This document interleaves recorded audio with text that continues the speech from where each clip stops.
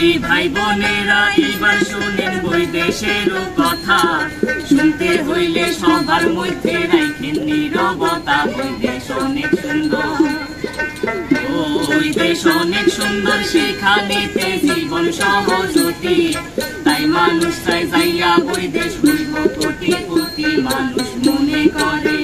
পুঁথিপাঠ বাংলার এক হারিয়ে যাওয়া ঐতিহ্য। পুঁথিপাঠ ছিল বাংলার লোকজ সংস্কৃতির এক হৃদয় ছোঁয়া মাধ্যম। একসময় এই পুঁথিই ছিল জ্ঞান বিনিময়ের প্রধান উপায়, যেখানে পাঠক সুরে সুরে কাহিনী শোনাতেন আর মানুষ তা মনোমুগ্ধ হয়ে শুনত। গল্পের ছলে শিক্ষা, কাহিনীর ছলে বার্তা, এটাই ছিল পুঁথির আসল শক্তি। চলুন আমরাও পুঁথিপাঠের আসরে বসে যাই।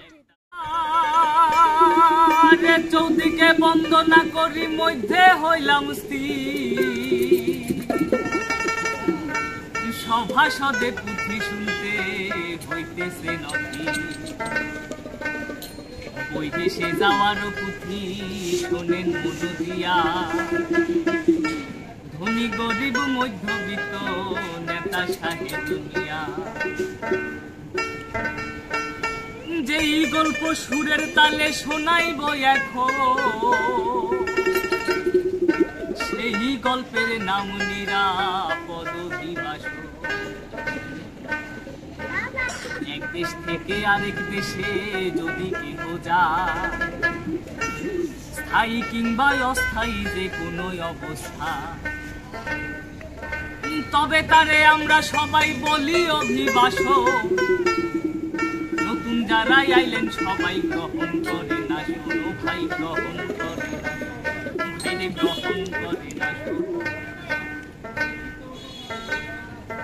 বলি ভাই বোনেরা, বলি ভাই বোনেরা এবার শুনেন বৈদেশেরও কথা, শুনতে হইলে সবার মধ্যে রাখেন নীরবতা। বৈদেশ অনেক সুন্দর, বৈদেশ অনেক সুন্দর, সেখানেতে জীবন সহজতি, তাই মানুষ চাই যাইয়া বৈদেশ হইব কোটিপতি, মানুষ মনে করে, মানুষ মনে করে। বৈদেশ যাইতে পারলে অনেক টাকা, আসলে জীবন নয় সোজা, সমস্তটাই বাঁকা। শোনেন মন দিয়া, শোনেন মন দিয়া, দারিদ্র আর বেকারত্বের ঝরে বৈদেশ যাইয়া মানুষ কেন পথে ঘাটে মরে।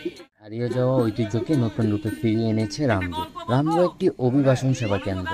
নিরাপদ অভিবাসন ও মানব পাচার প্রতিরোধে সচেতনতা ছড়াতে রোমারু বেছে নিয়েছে এই সৃজনশীল মাধ্যম, যেখানে একদল গায়কদের গায়কিতে মুগ্ধ হয়েছেন বিভিন্ন শ্রেণী পেশার মানুষজন।